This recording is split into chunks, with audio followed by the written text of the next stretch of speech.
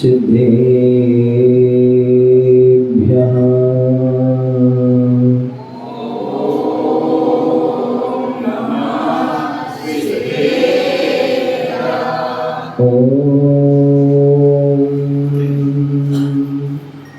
नमः सिद्धेभ्यः।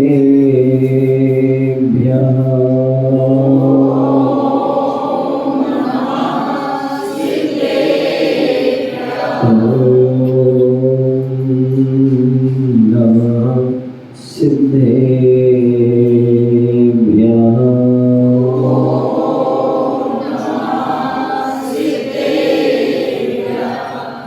नविदूढमण्डमाणं परमपाणं जीणन्तु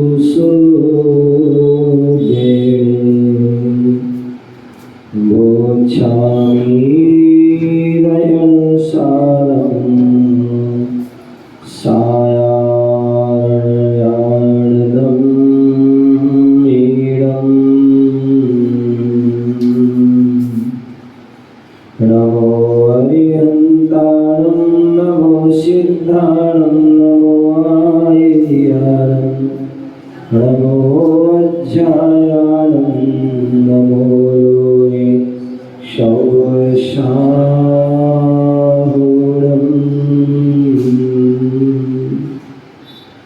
आशीष हाथी गुरु का जड़ से मिला है, संतोष का कमल जीवन में खिला है।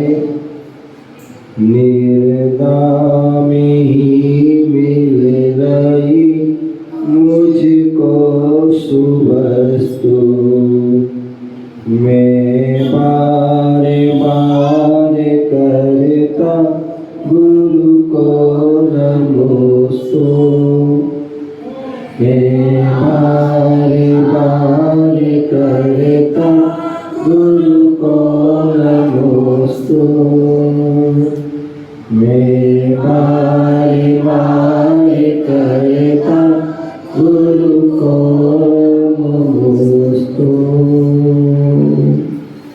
बोले अनंत सिद्ध परमेष्टि भगवान की जय। कल बताया था जयकारा कैसे लगाना है, कैसे? हाँ, हम सभी के लिए दोनों हाथ ऊपर करिए। हम सभी जो सिद्ध भगवान कहाँ पर विराजमान है? सिद्ध सलाकर। और सिद्ध सला कहाँ पर है? तो ऊर्ध्व लोक के अग्र भाग में। और हम सभी को कहाँ जाना है? ऊर्ध्व लोक के अग्र भाग में जाना, सिद्धालय जाना। इसलिए सभी के दोनों हाथ ऊपर होना चाहिए। बोले आदि प्रभु आदि ब्रह्म आदिनाथ भगवान की जय। चिंतामणि पारसनाथ भगवान की जय। शासन नायक भगवान महावीर स्वामी की जय। परम पूज्य आचार्य भगवत गुरुदेव श्री कुंद कुंद विराज की जय। परम पूज्य आचार्य भगवत गुरुदेव विराट सागर जी महाराज की जय। परम पूज्य पट्टाचार्य आचार्य विशुद्ध सागर जी महाराज की जय। अहिंसामय विश्व धर्म की तीर्थराज समेत शिखर की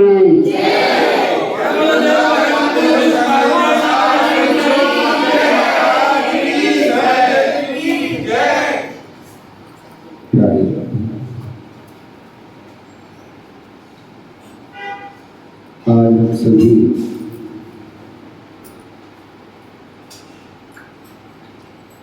भारत देश के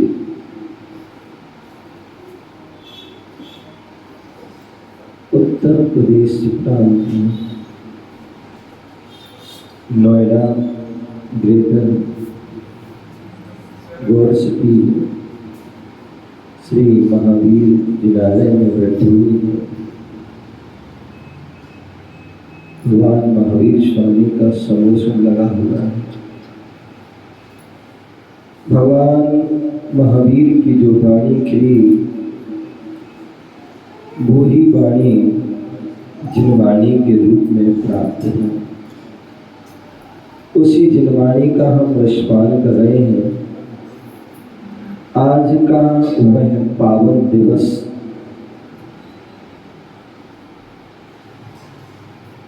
जहाँ पर गुरुदेव की अनुकंपा हुई, गुरु की जो है कृपा बरसी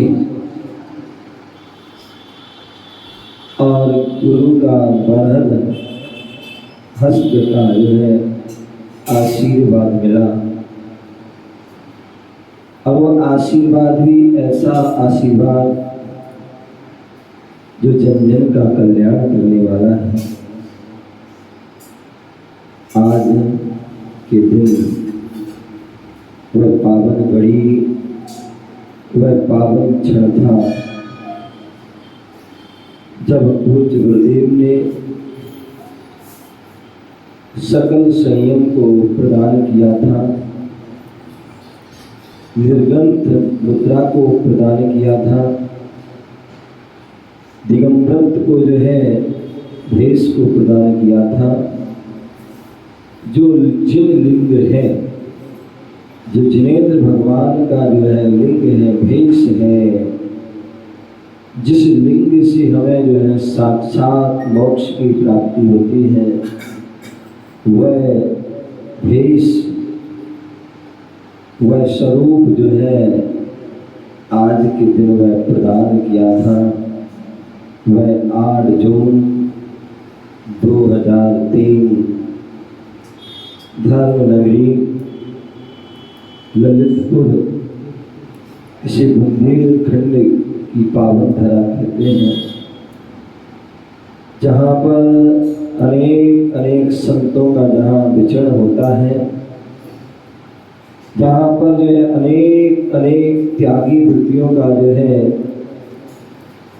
जन्म हुआ है। अनेक अनेक ऐसे महापुरुष हुए जिन्होंने जो है अपने जीवन को महान किया, सार्थक किया। ऐसे अनेक जो है विद्वान की उत्पत्ति हुई, जिन विद्वानों के माध्यम से पूरे देश में जिनवाणी का जो है शंखनाद हुआ। ऐसी वह नगरी जिसके चारों ओर अतिशय क्षेत्र और सिद्ध क्षेत्र बसे हुए, जिसके चारों तरफ क्या है, सिद्ध क्षेत्र और अतिशय क्षेत्र। चाहे वो चंदेरी की जो है अतिशय क्षेत्र जो है खंडारगिरी 24 हो, चाहे जो है वह थोमुन जी हो, चाहे जो है अतिशय क्षेत्र देवगढ़ जी हो, चाहे सिद्ध क्षेत्र पवाजी हो, चाहे अतिशय क्षेत्र बालपुर जी हो, चाहे जो है सिद्ध अतिशय क्षेत्र पपौला जी हो, और चाहे सिद्ध क्षेत्र आहार जी हो। चारों तरफ जो है सिद्ध क्षेत्र, अतिशय क्षेत्र, तीर्थ क्षेत्र आदि है। ऐसी वह पावन धरा पर जो है पूज्य गुरुदेव ने अनुकंपा की, सकल संयम को बना, जिस संयम को पाने के लिए देवता लोग भी तरसते हैं, जिस संयम को पाने के लिए नारकी भी तरसते हैं, जिस संयम को पाने के लिए पशु पक्षी भी समझते जो है तरसते हैं, लेकिन उनको वह जो है वह सकल संयम प्राप्त नहीं हो पाता है।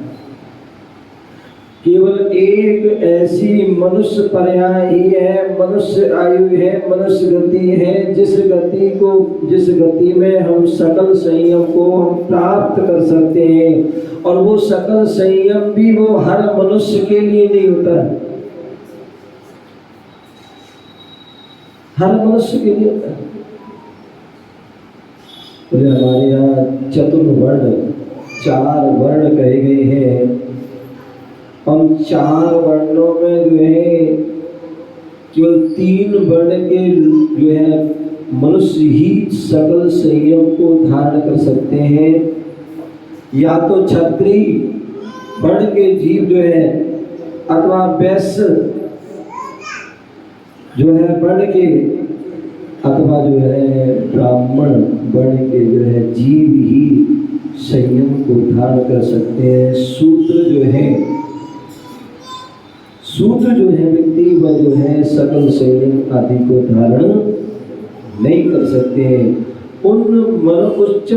उत्तम जो वर्ण है 3 वर्ण में है और वह संयम धारण कर सकते हैं, लेकिन वह हर किसी को जो है उनमें भी ऐसे पवित्र भाव नहीं होते हैं। बिरले ही लोग होते हैं जिनके ऐसे पवित्र भाव होते हैं संयम को धारण करने के लिए, या जिन धर्म के प्रति जो श्रद्धा के भाव होते हैं, ये बहुत बिरले लोग होते हैं। आप सोचिए, आपको पता होना चाहिए, आपको ज्ञान होना चाहिए, पूरे विश्व की जो आबादी है, पूरे जो है जो मुनि कौन बन सकता है? तीनों लोकों में भी यदि देखा जाए, तीनों लोकों में देखा जाए तो केवल मध्य लोक के जीव ही, और मध्य लोक में भी मनुष्य ही जो है मुनि बन सकते हैं। और मनुष्य में भी 2.5 द्वीप आदि है, अनेक द्वीप समुद्र है। उन अनेक द्वीप समुद्रों में जो 2.5 द्वीप है, उन 2.5 द्वीप में भी जो कर्म भूमि के जीव है, भोग भूमि के नहीं, भोग भूमि के जीव संयम नहीं धारण कर सकते हैं। कुभोग भूमि के जीव जो है संयम को धारण नहीं कर सकते हैं। कौन धारण कर सकते हैं? बोले जो कर्म भूमि के जीव है, वह कर्म भूमि के जीव ही संयम को धारण कर सकते हैं और वो ही मुक्ति को प्राप्त कर सकते हैं। कहते तीनों लोक में अनंतानंत जीव हैं, अनंतानंत जीव हैं, लेकिन केवल जो मनुष्य लोक में जो कर्म भूमि में जो जीव है, वही मुनि वत को धारण करके वही मुक्ति को प्राप्त कर सकते हैं। और ऐसे जीव बहुत दुर्लभ में बता रहा था। पूरे विश्व की यदि आबादी देखी जाए, केवल मनुष्यों की कुल आबादी देखी जाए पूरे विश्व में, तो कितनी होगी कपिल भाई? कितनी? पूरे विश्व की जो है मनुष्यों की आबादी कितनी होगी?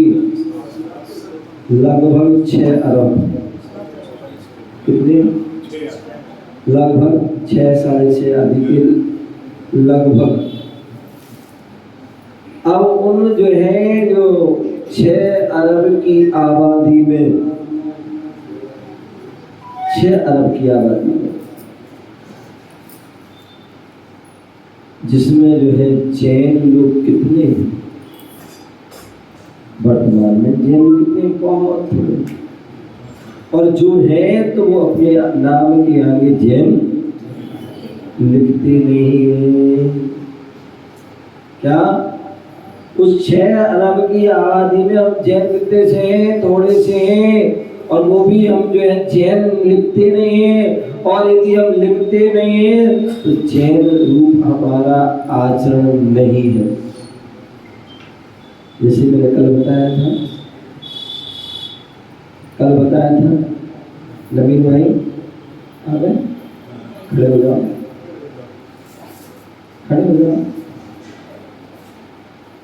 हाँ, कल मैंने बताया था जैनी कौन? सबसे पहले जैनी कौन? जैनी कौन? जो जिनेंद्र भगवान को माने। क्या? जो जिनेंद्र भगवान को माने वो जैन है। जो जिन भगवान को माने वो क्या है? जैन है।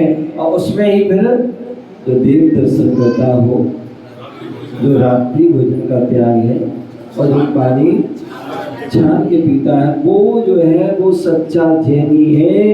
यदि ये 3 गुण नहीं है तो फिर वो सच्चा जैनी नहीं, वो केवल नाम का ही जैनी।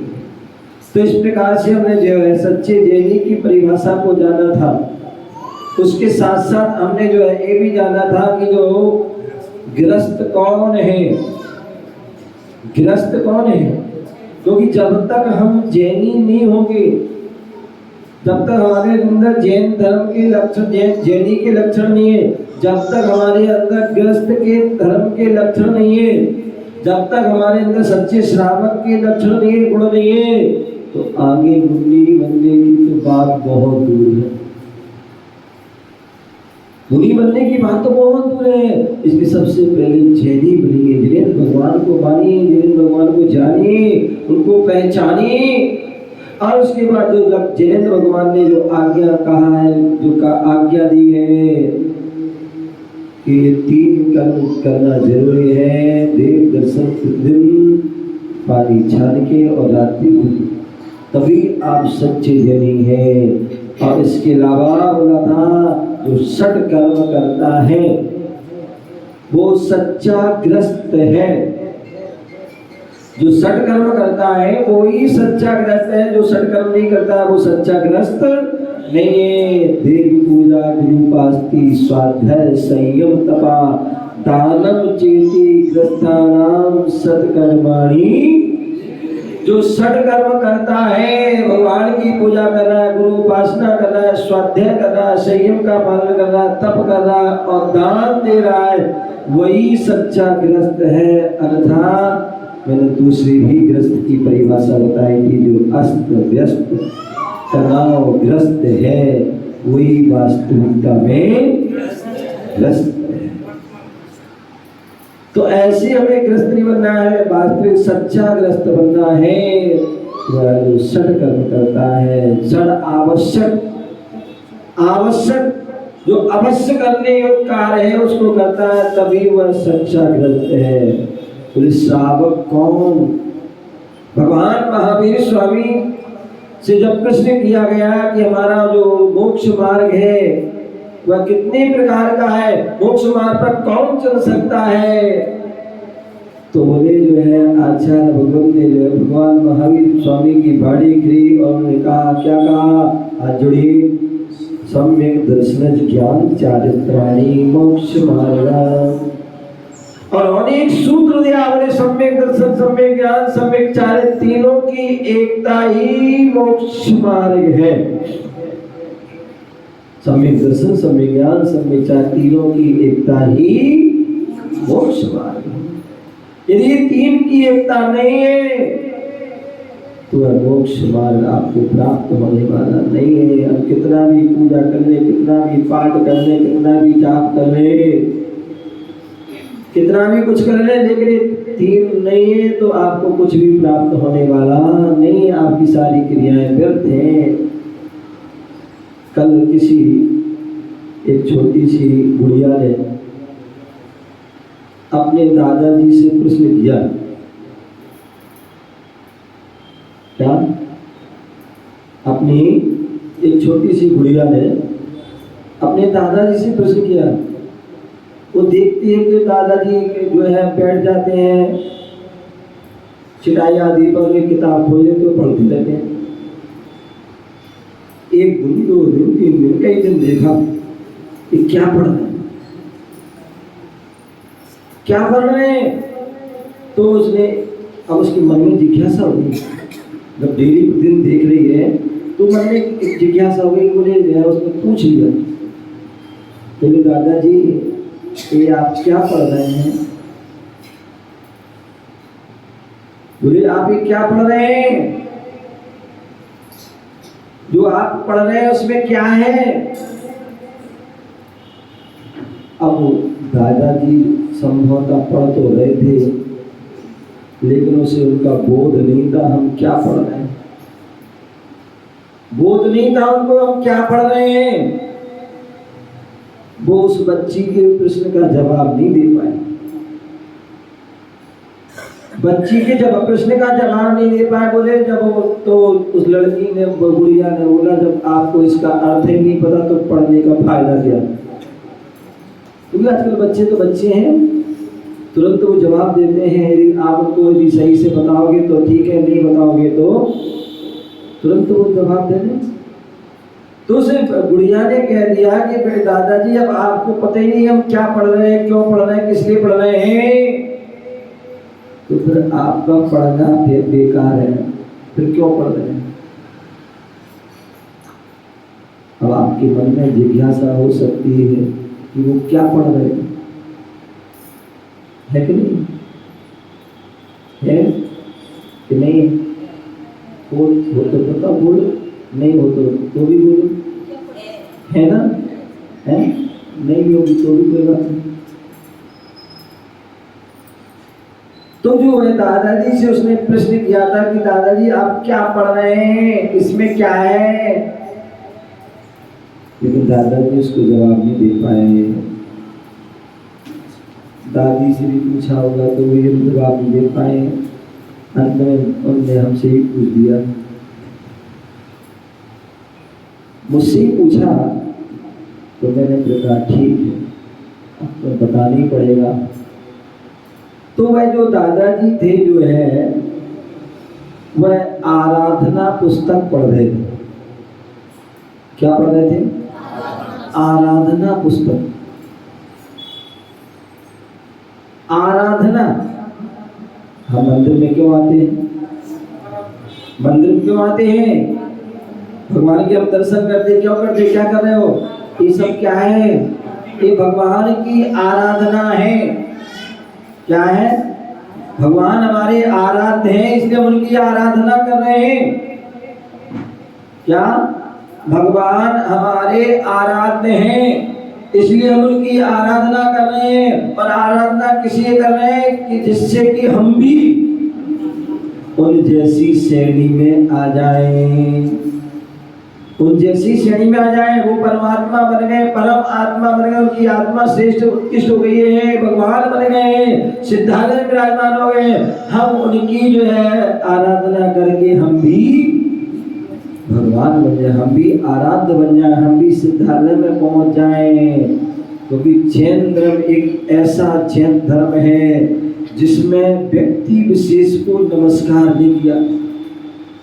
जैन धर्म एक ऐसा धर्म है जिसमें व्यक्ति विशेष को नमस्कार नहीं किया, अपितु वहां पर गुणों को नमस्कार किया है। इसलिए आचार्य उमा स्वामी क्या कहते हैं मंगलाचरण में, मोक्ष मार्गस्य नेतारम भेतारम कर्मभूता ज्ञातारम विश्व तत्वानां वंदे वंदे तद्गुण लब्धे। बोले वहां व्यक्ति विशेष को नमस्कार दिया, ना आदिनाथ को नमस्कार किया, ना महावीर को ना किया, ना 24 को किया, अभी तो नमस्कार किया। तो वंदे तद्गुण लब्धे। क्योंकि हम आदिनाथ को नमस्कार करते तो 23 छूट जाते तीर्थंकर, और महावीर करते तो भी छूट जाते, पारस को करते या किसी तो छूट जाते। और इनके अलावा भी अनंत भगवान हो चुके हैं, वो सब छूट। इसलिए कहा वंदे तद्गुण लब्धे। जो भगवान ने जो है गुणों को प्राप्त कर लिया, अष्ट गुणों को प्राप्त कर लिया, और अष्ट गुणों को प्राप्त कर से अष्टम भूमि सिद्धालय को प्राप्त हो गए, सिद्ध अवस्था को प्राप्त, परम परमेष्ठी जो सिद्ध पवित्र उत्कृष्ट पवित्र सबसे बड़े परमेष्ठी पद को प्राप्त हो चुके हैं। ऐसे उन जो है उन हम परमात्मा को जान। तो मैं बता रहा था कि हम आराधना को ग्रंथ को पढ़ रहे थे। हम आराध्य की जो है, हमारे आराध्य हैं देव सद्गुरु, उनकी हम आराधना कर रहे हैं। भगवती आराधना एक ग्रंथ है, उसमें आचार्य शिव कोटि महाराज ने उन आराधना का ही वर्णन किया। बोले भगवान बनना है, भगवती जो भगवान बनने में जो कारण है, ऐसी उन आराधनाओं को ध्याओ, उन आराधनाओं को जीवन में उतार लो, उन आराधनाओं को जीवन में धारण कर लो, अपने आचरण में धारण कर लो, अपने चारित्र में धारण कर लो। और वो 4 आराधना होती है। कितनी? 4 आराधना होती है। पहली दर्शन आराधना। कौन सी आराधना? दर्शन आराधना। दर्शन आराधना क्या है? बोले 25 दोषों से जो रहित, जो शुद्ध दर्शन है, शुद्ध श्रद्धा है, शुद्ध हमारी आस्था है, वो ही दर्शन है। और वो ही उसी दर्शन को हम सम्यक दर्शन भी, जो 25 दोषों से रहित है और अष्ट गुणों से जो सहित है, ऐसा दर्शन ही वह शुद्ध सम्यक दर्शन है। और ऐसा शुद्ध सम्यक दर्शन इसको भी देखा जाए तो अशुद्धि, क्योंकि व्यवहार से क्या, जो 25 दोषों से रहित जो दर्शन है, अष्ट गुणों से जो सहित है, वो क्या है? व्यवहार सम्यक दर्शन है। और इस व्यवहार सम्यक दर्शन से हम जो है शुद्ध सम्यक दर्शन, जिसे हम निश्चय सम्यक दर्शन कहते हैं, और वह निश्चय सम्यक दर्शन का है अप्पा सो परम अप्पा, आत्मा के द्वारा आत्मा का जो श्रद्धान होना, वह सम्यक दर्शन है। तो ऐसे वह जो है उस दर्शन की आराधना, जो दर्शन है, जो 25 दोषों से रहित, अष्ट गुणों से जो है सहित जो है, वह सम्यक दर्शन है। और ऐसे उस सम्यक दर्शन के धारी की भी आराधना करना, सम्यक दर्शन की भी आराधना करना है, और सम्यक दर्शन के धारी की भी आराधना करना। दूसरी आराधना है वह ज्ञान आराधना। क्या? ज्ञान आराधना। ज्ञान बोलने पड़ते ना, क्या? ज्ञान समान न आन जगत में सुख का कारण। यदि हम जीवन में सुख प्राप्त करना चाहते हैं, सच्चे सुख, शाश्वत सुख को प्राप्त करना चाहते हैं, तो ज्ञान की आराधना। ज्ञान कैसा होता है? ज्ञान भी अष्ट दोषों से रहित होता है। जो हम सम्यक, जो हम तत्वार शुद्ध आदि ग्रंथ पढ़ते हैं, अनेक ग्रंथों को पढ़ते हैं, उसमें सम्यक जो है ज्ञान, सम्यक ज्ञान के आठ जो है दोष, जो सम्यक ज्ञान होता है वो 8 जो है दोषों से रहित होता है। उन 8 दोषों से जो रहित है वही सम्यक ज्ञान है, जहां पर जो है करने विपरीत, संशय, क्या, आनंद वसाय, विभ्रम आदि जो है क्या है? ये दोष है। और ये तो 3 है, इसके अलावा भी और दोष हैं। ऐसे उन 8 दोषों से जो रहित, और जो 8 अंग आदि से जो सहित है, ऐसा वह जो है क्या? सम्यक ज्ञान है। जैसे सम्यक जो है, सम्यक दर्शन के 8 दोष हैं, न 8 दोषों से रहित और 8 गुणों से सहित, उसी प्रकार जो है सम्यक ज्ञान के भी 8 जो है दोष हैं, और दोषों से रहित और 8 गुणों से जो सहित है, वो ही सम्यक दर्शन है। ऐसे उस सम्यक दर्शन की जो है हमें आराधना करना है, और जो सम्यक ज्ञान की, और जो सम्यक ज्ञान के धारी हैं, ऐसे वह साधु संत है, चतुर्विध संघ है, या यहाँ तक कि कोई विद्वान जो सम्यक ज्ञानी है, जो आगम का जिसे ज्ञान है, ऐसे उसका भी क्या करना? सम्मान करना, उनकी भी आराधना, सम्यक दर्शन की आराधना, सम्यक दर्शन की धारी का, सम्यक ज्ञान की आराधना, सम्यक ज्ञान की धारी की भी आराधना। और तीसरा सम्यक चारित्र। क्या? सम्यक चारित्र। और सम्यक चारित्र क्या है? हम अनादि काल से चारित्र तो पालन करके आ रहे हैं, सभी करते हैं, तुम भी कर रहे हो, और भी अन्य जीव करते हैं, क्योंकि हम जीवन में कुछ ना कुछ चारित्र तो करते हैं, आचरण तो करते हैं, कुछ ना कुछ आचरण तो करते हैं। लेकिन ध्यान रखना, वो आचरण जो है, वो चारित्र जो है, वो सम्यक चारित्र नहीं है, क्योंकि सम्यक चारित्र वही है जब पहले सम्यक दर्शन होगा, फिर सम्यक ज्ञान होगा, और फिर उसके बाद जो होता है वो सम्यक चारित्र है। और वास्तविकता सम्यक चारित्र के जो धारी है अथवा जो रत्नात्रय के जो धारी है वो कौन है? हंसराज जी, वो कौन है? प्रकार का चरित्र जो धारण करते हैं मुनिराज। क्या है? जो मुनिराज हैं, जो इस सम्यक दर्शन, सम्यक ज्ञान, सम्यक चारित्र रूपी रत्नात्रय को धारण कर लेते हैं, निर्गंध इच्छा को धारण कर मुनि बन जाते हैं, वो ही वह उस चारित्र के धारी है, वही रत्नात्रय के धारी है। तो ऐसे सम्यक दर्शन, सम्यक ज्ञान, सम्यक चारित्र, इनके जो है, इनकी और इनके धारियों की जो आराधना करना, वो जो है 3 आराधना है। और चौथी जो आराधना है वो तप आराधना है। हमारे यहाँ जो अंतरंग और बहिरंग जो 2 प्रकार के तप हैं। बहिरंग तप जो दिखने में आता है वो तप, बहिरंग तप उपवास किया आपने, एकासन किया, कुछ आदि किया, वह दिखने में आता है, ऐसा वह जो है बहिरंग तप। और दूसरा अंतरंग तप जो दिखने में नहीं आता। राशि लेते हैं हम, विनय करते हैं, भैया स्वाध्याय करते हैं, दूसरा ध्यान करते हैं, ये सब क्या है? ये अंतरंग तप है। जब तक अंदर से भाव नहीं होगी तब तक ये क्रिया तुम नहीं कर पाओ। उपवास तो बिना मन के भी कर सकते हो, बिना भाव के भी कर सकते हो, लेकिन ये जो अंतरंग तप है जब तक अंदर से भाव नहीं होंगे तब तक नहीं। तो इसलिए वह तप है। और तप क्यों करते हैं? तो आचार्य भगवंतों ने कहा कर्म की संबर और निर्जना करने के लिए। क्या? कर्मों की जो है संबंध निर्जना करने के लिए, अथवा कर्म क्षयार्थे तपते इति तपः, जो कर्मों को क्षय करने के लिए जो किया जाता है वो क्या है? तप है। और सबसे बड़ा तप क्या है?